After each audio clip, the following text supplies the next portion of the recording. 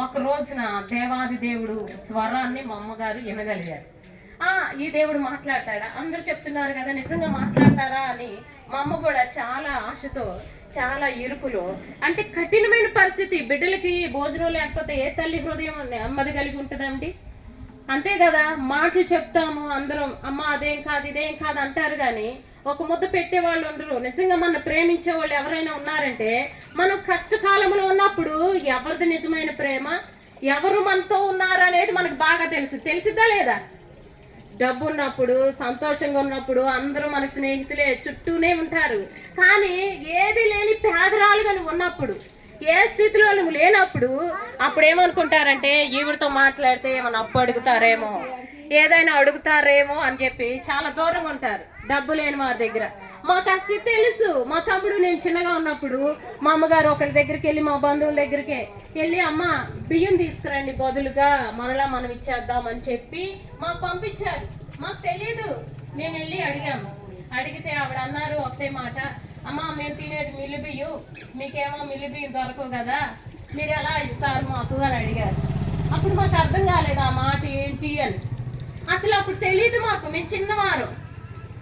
అలాంటి స్థితిలో మేము ఒకళ్ళ ఇంటికి వెళ్ళినప్పుడు అలా అంటే మరలా మేము రిటర్న్ వచ్చి మా అమ్మకు చెప్తే మా అమ్మగారు ఏడ్చుకున్నారు. ఆ టైంలో ఏడ్చారు. అవును కదా, నేను ఇవ్వలేని స్థితి నాది. మా అమ్మ ఒకళ్ళని చేయి చాచి అడగదు. మా తాతగారికి చాలా ఆస్తి, 13 ఎకరాల పొలము, ఎడ్లు బళ్ళు, అసలు వాళ్ళది పెద్ద బిల్డింగ్. ఆ రోజుల్లోనే ఏమీ కొదవలేదు. కానీ మా అమ్మ నీతి గలదై ఎక్కడైతే పెళ్లి చేశారో ఆడవాళ్ళకి, చాలా ఆడవాళ్ళండి, సామాన్యమైన విషయం కాదు అది. భర్త ఎవరు దొరికినా, ఎలాంటి వాడు దొరికినా, తాగుబోతు దొరికినా, ఎలాంటి తిరుగుబోతు దొరికినా, మనం ఆడవాళ్ళం ఏంటంటే సహనంతో, ఓర్పుతో ఉంటారండి. ఆడవాళ్ళని చూస్తే నాకు చాలా ఇష్టం. ఎంత ఓర్పు ఉంటుందంటే, అవును నాకు పెళ్లి చేశాక అది నా ఇల్లు కాదు, అంత ధనమున్నా అన్ని బస్తాలు వడ్లు, మా తాతగారి ఇంట్లో ఎప్పుడు నిలవ ఉండేవి, బస్తాలు బియ్యము, వడ్లు అన్నీ ఉండేవి, సమస్య ఉండేవి. కానీ మమ్మల్ని నెలనిచ్చేది కాదు, అక్కడి నుంచి ఏమి తెచ్చుకునేది కూడా కాదు. నాకు ఇది లేదని వాళ్ళ నాన్నగారితో చెప్పేది కూడా కాదు. అలాంటి స్థితిలో మా అమ్మ ఎవరి ముఖం చూడలేదు. అప్పుడు అలాంటి భయంకరమైన పరిస్థితిలో మగోళ్ళు నారు పీకటానికి వెళ్తారు, మాకెళ్ళే. కానీ మా అమ్మగారు ఏం చేసిందంటే, డబ్బు లేదు కదా, కానీ చాలా మందికి ఈ విషయాలను బోరు కొడతాయేమో, కానీ ఇది మా కన్నీటి సాక్ష్యం. ఒకప్పుడు మా జీవితం ఇదే, రియాలిటీ జీవితం. ఎప్పుడు కూడా కథకాలాన్ని ఎప్పుడు మర్చిపోకూడదు, లేని స్థితిని అస్సలు మర్చిపోకూడదు. అయితే మేము అనుభవించింది, మేము చూస్తూ మేము పొందుకున్న ఈ దేవుడి గురించి ఈ రోజున నాకు తెలిసిన రీతిలో నేను 2 మాటలు మీకు పంచుకోవాలని ఆశపడుతూ ఉన్నాను. మనం ఏ దేవుడిని విమర్శించొద్దు, కానీ సత్యాన్ని మేము తెలుసుకున్నాం, అదే మీకు చెప్తున్నాం. ఉన్నది ఉన్నట్లుగానే నేను నా జీవితంలో, నా అనుభవంలో నేను చూసింది మాత్రమే నేను మాట్లాడుతూ ఉన్నాను. అప్పుడు మా అమ్మగారు చాలా ఏడ్చుకొని నారు పీకటానికి వెళ్ళింది మగవాళ్ళతో పాటు. అయితే డబ్బులు ఎక్కువ కాస్త వస్తాయా కదా అన్నట్లు అలాగా కష్టపడి అలాగా మమ్మల్ని పెంచిన అనుభవం. నేను నీళ్ళు బిందులు మోసి ఇక్కడ జాకెట్ చిరిగిపోయి ఉండేది, నాకు బట్టలు ఉండేవి కాదు, మా తమ్ముళ్ళకి బట్టలు ఉండేవి కాదు, భయంకరమైన కరువు మాది. అలాంటి స్థితిలో మేము ఉన్నప్పుడు ఎవరో ఒక ఆయన చెప్పాడండి, నిజంగా ఈ రీతిగానే మీ ఎదుట మేము నిలబడి చెప్తున్నాం, అవునమ్మా సజీవుడైన దేవుడిని మేము చూసాం, మేము అర్థం చేసుకున్నాం, మేము ఈ రోజుకి ఆ దేవుడిని తడిమి చూడగలుగుతున్నాం. ఈ దేవుడు నిజంగా మాట్లాడే దేవుడు, ఈ దేవుడు ఆదరించే దేవుడు. నువ్వు ఏ స్థితిలో ఉన్నావో నీ మనసు విప్పి నువ్వు ఎవరికి చెప్పుకోలేవేమో. ఇవాళ ఒక జోక్ అయిపోతుంది, మన ముందు మన కష్టం అంతా వింటారు, తర్వాత పక్కకి వెళ్ళి అది నువ్వులాటగా మారుతుందండి. అవునా కాదా? చాలా మంది నేను చూసాను ఆ రీతిగా. అలాగా మా అమ్మ ఎవరికి చెప్పుకోలేదు, కానీ ఆ కనీసం వాళ్ళ నాన్నగారికి కూడా చెప్పుకోలేదు. కానీ ఆవిడకి దేవుని గురించి తెలుసుకొని సరే మనం మొర్ర పెడదామని అమ్మ పటాలు తీయలేదు, ఏమి తీయలేదు, ఉండపాట్ల ప్రార్థన చేయటం మొదలు పెడితే ఒక రోజున దేవుడు స్వరం, నీ దేవుడైన యెహోవా నీకు తోడుగా ఉన్నాడు, భయపడకు బిడ్డ అనే మాట ఆవిడ స్వరము భయంకరంగా ఉందంట. ఆ స్వరం ఆవిడ విన్నారు. ఆ మాట విన్నాక మా అమ్మ గడగడ వణికిపోయింది. అమ్మో దేవుడు మాట్లాడతాడు అంటే. ఇప్పుడు మనం చాలా మంది సకినాలకి వెళ్తాం, నిజంగా దేవుడు మాట్లాడతారు. కొన్ని జరుగుతాయి, నిజమా కాదా? మేము కూడా వెళ్ళాం, దేవుడికి స్తోత్రం. కొన్ని జరుగుతాయి, నిజమే అది. అయితే వాళ్ళు ఏ ఆత్మ చేత మాట్లాడతారో మనకు తెలియదు కానీ మా అమ్మగారితో ఎవరు లేరు అక్కడ. తెల్లవారుజాము మనిషి శబ్దం ఏది వినపడని సమయం అది. ఆ తెల్లవారుజామున ఆ దేవుడు మాట వినగానే ఆవిడ లెగిసి సాష్టాంగ పడిపోయిందంట. ఆవిడ ఒళ్ళంతా షేక్ అయిపోతా ఉందంట. ఆవిడ కళ్ళల్లో నీళ్లు కారిపోతానే ఉన్నాయంట. ఆవిడ నోరు తెరిచి చెప్తుంటే మాట రాలేని స్థితి ఆ రోజున. ఇలాంటి భయంకరమైన దేవుడు మేము నమ్ముకున్న దేవుడు.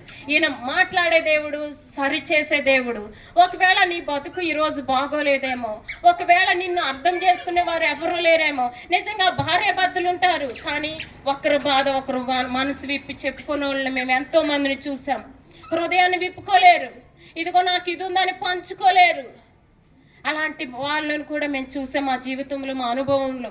ఎంతో మందిని మేము దర్శిస్తూ ఉంటాం, ఎంతో మందికి మేము ప్రార్థన చేస్తూ ఉంటాం. నిజముగా ఆ బాధను ఎవరు అర్థం చేసుకోలేరు, కానీ ఈ దేవుడు మా అమ్మగారు మొర్ర విన్నారండి. విని ఆ దేవుడు ఆ రోజును మాట్లాడితే ఆ స్వరాన్ని వినిన మా అమ్మగారు ఆ రోజు నిర్ణయించుకొని తీర్మానించుకొని, మా అమ్మకి ఎవరు చెప్పలే, అమ్మ నువ్వు బొట్టు తీసే, నువ్వు గాజులు తీసే. నిజంగా కొంతమంది అనుకుంటారు యేసు ప్రభుని నమ్ముకోగానే ముండమోపుతనం వచ్చేస్తుంది వాళ్ళకని. అది కాదు, బైబిల్ అది లేదు. నీ హృదయం కావాలి దేవుడికి. ఈ దేవుడికి వెళ్ళి ఒక దండం పెట్టి ఒక కొబ్బరికాయ కొడితే సరిపెట్టుకోడు ఈ దేవుడు. అందుకనే ఈ దేవుడిని నమ్మాలంటే దమ్ము కావాలంట. నేను ఈ దేవుడిని నమ్ముకుంటే అబద్ధం ఆడకూడదు, ఈ దేవుడిని నమ్ముకుంటే నీతిగా ఉండాలి. అలా నీతిగా బతకాలంటే మన వల్ల కాదు. నిజంగా మా నాన్న ఒకసారి బైబిల్ చదివి, అమ్మో ఈ దేవుళ్ళు ఎంత నిష్ఠ ఉంది, మన వల్ల కాదని బైబిల్ పక్కన పారేశారు. కానీ ఈ దేవుడు మరలా మా దగ్గరకు వచ్చాడండి. నిజంగా చెప్తున్నాను, సర్వోన్నతుడైన దేవుడు. మేము ఆస్తి సంపాదించినా సంపాదించుకోకపోయినా ఇవాళ మేము రోషంగా బతుకుతున్నాం. ఏం తెలుసుకున్నాం? సత్యాన్ని తెలుసుకున్నాం. ఈరోజు మేము కన్ను మూసే నిజంగా ఇంకో పరలోకంలో మేము కన్ను తెరుస్తామనే ధైర్యం మాకుంది. దేవుడికి మహిమ కలుగును గాక. ఏముంది 3-4 ముచ్చట అంటారు, మన ప్రాణం పోతే ఏముందమ్మా తర్వాత ఎవడు చూస్తున్నాడు అంటారు. కానీ అది సత్యం కాదు. మరణం తర్వాత యుగ యుగాల జీవితం మనకు ఉందంట. హల్లెలూయా, హల్లెలూయా. అది ఎవరికి తెలీదు. ఏదో ఇక్కడ ఉన్నంత కాలం ఏదో సంపాదించాలి, బిడ్డలకి ఇవ్వాలి, వాళ్ళ తరానికి ఇవ్వాలి, వాళ్ళకి కూడబెడుతూ మంచి బిజీలో ఉంటున్నాం. కానీ సత్యాన్ని మేము ఎరుగున్నాం గనక ఈరోజు ఈ సత్యవంతుడైన దేవుణ్ణి మీకు పరిచయం చేస్తున్నాం. మేము విగ్రహారాధికులం. మా ఇంటి ముందు ఆంజనేయుడు టెంపుల్ ఉంది. ఆ గుళ్ళో మా తమ్ముడు నేను స్నానం చేసి రోజు సాయంత్రకాల సమయం దీపారాధన చేయడానికి వెళ్ళాం. కానీ ఆ దేవుడు మా దగ్గరకు వచ్చాడా, మాకు భోజనం లేని టైంలో మమ్మల్ని ఆదరించాడా అంటే లేదు. మా అమ్మగారు ఎంతో నిష్ఠగా ఇంకా ఇంకా ఇంకా చేస్తే ఇంకా ఏమైనా ఫలితం వస్తుందేమో, మా బ్రతుకు మారుతుందేమో. మా నాన్నగారు తాగి చుట్టిల్లు మాది, తాగి కక్కితే ఆ వాసన మేము భరించలేకపోయేవాళ్ళం. అలాంటి భయంకరమైన స్థితి మాది. ఈరోజు నేను గర్విస్తున్నాను నా స్థితిని చెప్పుకోవడానికి. ఎందుకంటే అలాంటి బ్రతుకుని దేవుడు ఇవాళ ఈ రీతిగా మమ్మల్ని ఉంచాడు. హల్లెలూయా, హల్లెలూయా. మాకు ఎప్పుడైతే దేవుడు మాట ఆ రీతిగా వచ్చిందో మాకు ఈ రోజుకి మేము వెనక్కి తిరిగి చూసుకోలేదు. హల్లెలూయా, హల్లెలూయా. మేము ఈ రోజున 100 మందికి పెట్టేవాళ్ళుగా దేవుడు మమ్మల్ని ఉంచాడు. ఒక 10 మందికి పెట్టేవాళ్ళు కానీ మా చేతులు ఉంచాడు. కానీ ఎవరి దగ్గర మేము అడుక్కునే స్థితి మాకు లేదు. ఈ దేవుడు ఎప్పుడైతే మా ఇంట్లోకి వచ్చాడో ప్రతిదీ సమాధానపరచబడింది. మా నాన్న తాగి పడిపోయిన స్థితి నుంచి దేవుడు ఆ తాగుడు అనే వ్యసనం నుంచి విడుదల కలగజేశాడు. మా నాన్నకి చేతులు నిండా హాన్లు, కాళ్ళకి హాన్లు ఉండేవి, నడిసేవాడు కాదు. పొద్దున్నే ఒక టాబ్లెట్, ఒక బీడి తాగి, టీ తాగి ఆయన బయటకు వచ్చేవాడు. అంతేగాని మామూలుగా అయితే వచ్చేవాడు కాదు ఆయన. మాకు బియ్యం ఉన్నప్పుడు ఆ బియ్యం కొట్లో పోసి మేము అవి కొనుక్కొచ్చేవాళ్ళం. మేమే సాక్షులం, ప్రత్యక్ష సాక్షులం. మా జీవితంలో ఇది రియల్గా జరిగింది. హల్లెలూయా. అలాంటి మా బ్రతుకున ఈ దేవుడు. అందుకనే ప్రతి ఒక్కరికి నేను తెలియపరిచేది ఏంటంటే, మీరు ఈ దేవుడిని నమ్ముకోవాలంటే ఈ దేవుడు మీతో మాట్లాడాలి. మీరు కూడా మీ హృదయపూర్వకంగా ఈ దేవుడిని అడగండి. మీరు ఏ స్థితిలో ఉన్నారు. ఇది చాలా మంది అనుకుంటారు ఈ దేవుడిని నమ్ముకుంటే అద్భుతాలు జరిగిపోతాయి. ఈ కార్యం జరిగిపోద్ది. చాలా మంది అనుకుంటారు ఈ దేవుడు గొప్ప దేవుడు, నిజంగా అందరూ ఒప్పుకుంటారు. కానీ ఈ దేవుడితో కలిసి జీవించడానికి మాత్రం ఎవరు ముందుకు రారు. ఎందుకంటే ఈ దేవుడు నీతి కలిగిన దేవుడు, హల్లెలూయా, సమాధానం కలిగిన దేవుడు. ఈ దేవుడితో కలిసి నడవాలంటే ఏం చేయాలి? అబద్ధం ఆడకూడదు, వ్యభిచరించకూడదు, దొంగతనం చేయకూడదు. ఇలా సత్యంగా ఎవరు ఉంటారండి ఈ రోజుల్లో? ఎవరు ఉండలేరు. అందుకని ఈ దేవుడిని నమ్ముకోవట్లేదు. కానీ ఈ దేవుడితో నడవాలంటే ఇంత సత్యంగా మనం ఏ రీతిగా ఉండగలము అంటే ఈ దేవుడే సహాయం చేస్తాడు. హల్లెలూయా. మేము ఆ రీతిగా మేము బ్రతుకుతున్నాము. మేము నేర్చుకుంటూ రూపాంతరపరచబడుతూ ప్రతిరోజు రూపాంతరపరచబడుతూనే ఉంటున్నాం. హల్లెలూయా. ఆ మహిమ కలిగిన జీవితాన్ని మేము జీవిస్తున్నాం. మేము అబద్ధం ఆడాల్సిన పరిస్థితులు రావు, ఎప్పుడో ఎదురవుతా ఉంటాయి. కానీ దేవుడు సహాయకుడిగా నిలబడుతూ ఉన్నాడు. హల్లెలూయా. ఏ పరిస్థితిలోనే మేమున్నా మాకొక్కటే చేతనైంది. హాస్పిటల్ మాకు కనపడదు. మాకేదైనా మా ఇంట్లో గలిబిలు వచ్చినప్పుడు మాకు సమాధానకర్తగా ఉన్న మా దేవుడు మాకు కనిపిస్తూ ఉంటాడు. మాకు హాస్పిటల్ కనపడు. మాకేదైనా వ్యాధి రోగం వస్తే మా వైద్యం చేసే దేవుడు మా దగ్గరే ఉన్నాడు. ఆయన మాకు జీవమై ఉన్నాడు. హల్లెలూయా. ఆయన జీవాధిపతిగా ఉన్నాడు. ఆయన సమస్తము చేయగలడు. నమ్మేదమ్ము నీకుందా అని అడుగుతున్నాడు ఆయన. ఇదిగో నమ్ముచు నీ వల్ల అయితే నమ్మవానికి సమస్తము సాధ్యమేనంటున్నాడు. హల్లెలూయా, హల్లెలూయా. నమ్మువానికి సమస్తము సాధ్యమే. అందుకనే ఈ రాత్రికాల సమయంలో మీ హృదయాన్ని తెరవండి. అంతా మంచిగానే ఉందని మీరు అనుకోవద్దు.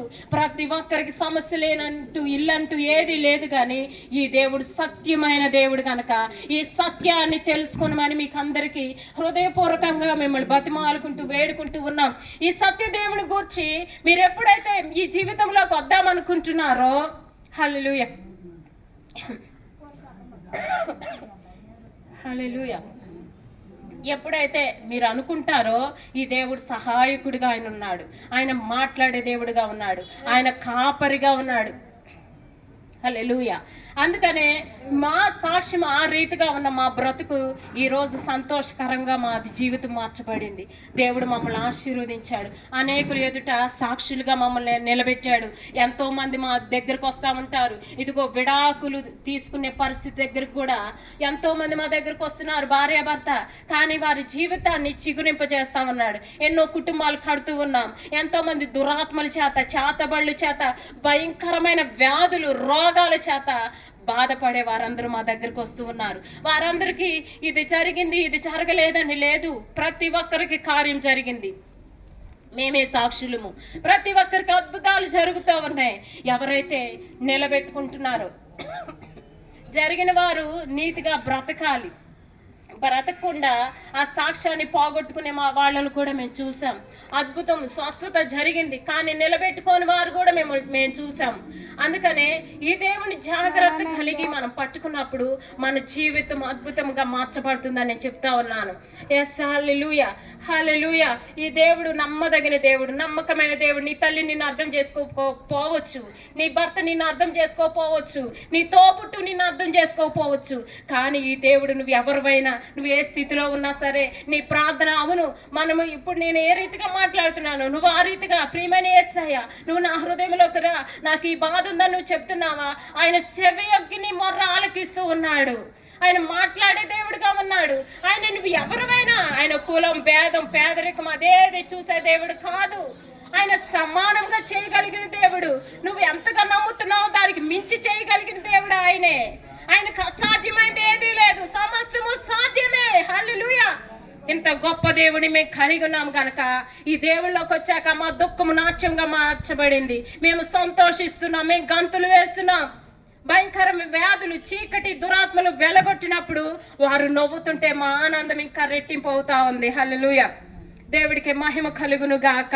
ఇన్ని గొప్ప కార్యాలు చేసిన ఈ దేవుడిని మీరు కూడా తెలుసుకోవాలని, మీరు కూడా ఈ దేవునికి పొందుకోవాలని మేము ఆశపడుతున్నాం.